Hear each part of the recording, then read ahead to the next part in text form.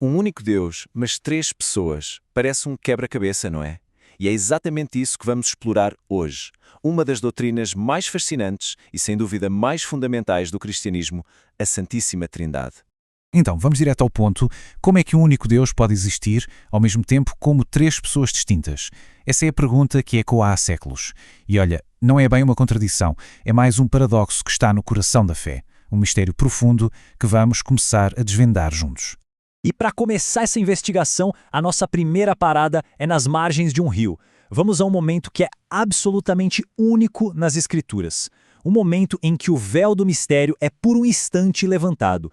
O batismo de Jesus no Rio Jordão.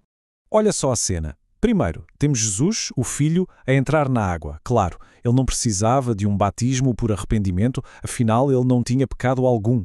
Ele fez isso nas suas próprias palavras para cumprir toda a justiça. Foi um ato de obediência e de identificação com a humanidade que ele veio salvar.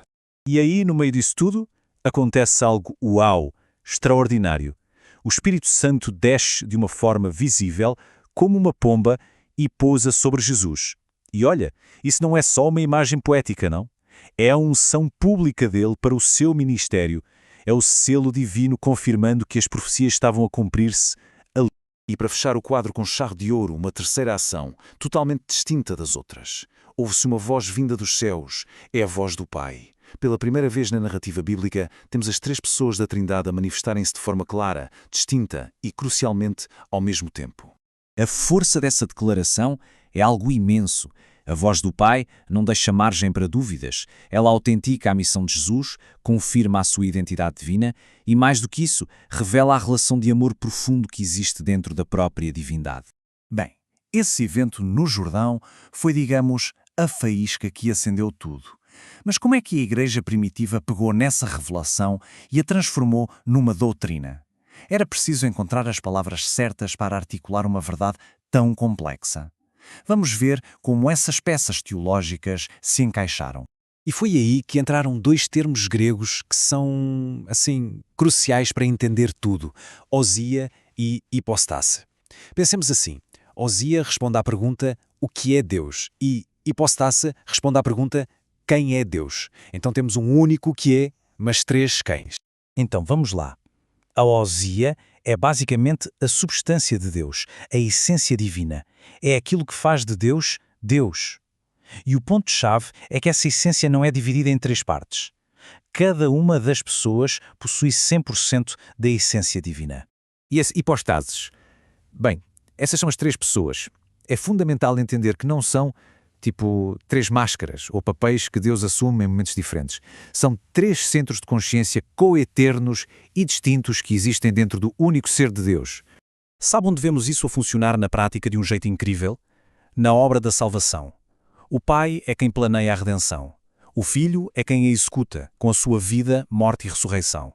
E o Espírito Santo é quem aplica essa salvação ao coração das pessoas.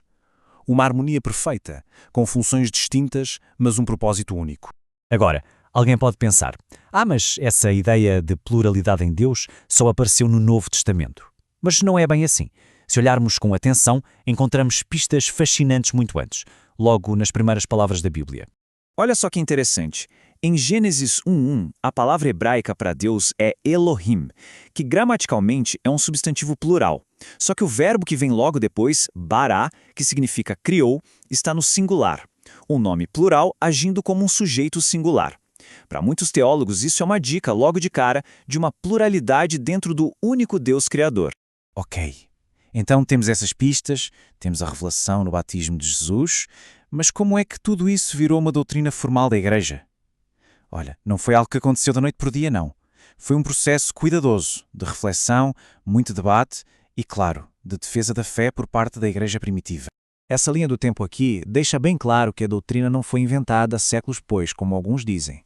Foi um amadurecimento baseado nas Escrituras.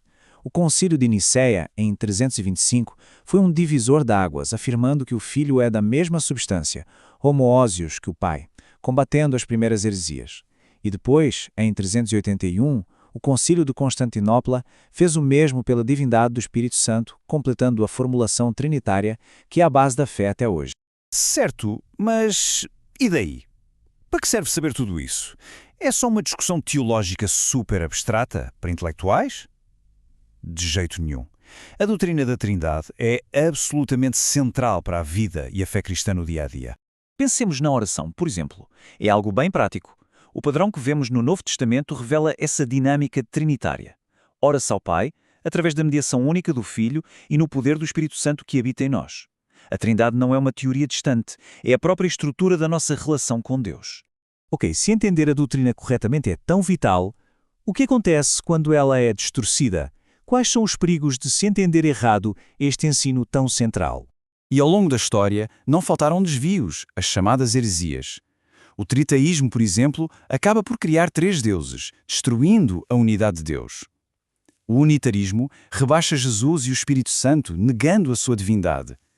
E o unicismo, ou modalismo, diz que Deus é só uma pessoa que usa máscaras diferentes, o que, convenhamos, é totalmente o contrário do que vimos lá no Rio Jordão, onde os 3 apareceram ao mesmo tempo, de forma distinta.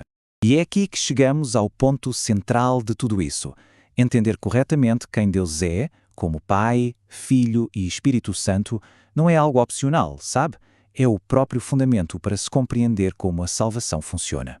O próprio Jesus disse isso. Ele liga diretamente a vida eterna ao conhecimento do verdadeiro Deus. É impossível separar o ato de salvar da identidade de quem salva. Conhecer este Deus triuno é, portanto, o coração da vida eterna. Então, para resumir, a doutrina da Trindade não é um item de rodapé na teologia cristã. É um pilar central. É uma verdade que precisa ser confessada, celebrada na adoração e ensinada com todo o cuidado, como a base inegociável sobre a qual toda a fé se constrói. E com isso, a gente volta ao começo, ao mistério. Talvez o objetivo final não seja decifrar completamente este paradoxo como se fosse uma equação matemática. Talvez seja render-se em admiração. A questão final não é apenas o que acreditamos, mas a quem nos curvamos. Será este um mistério para ser apenas compreendido ou um Deus para ser adorado?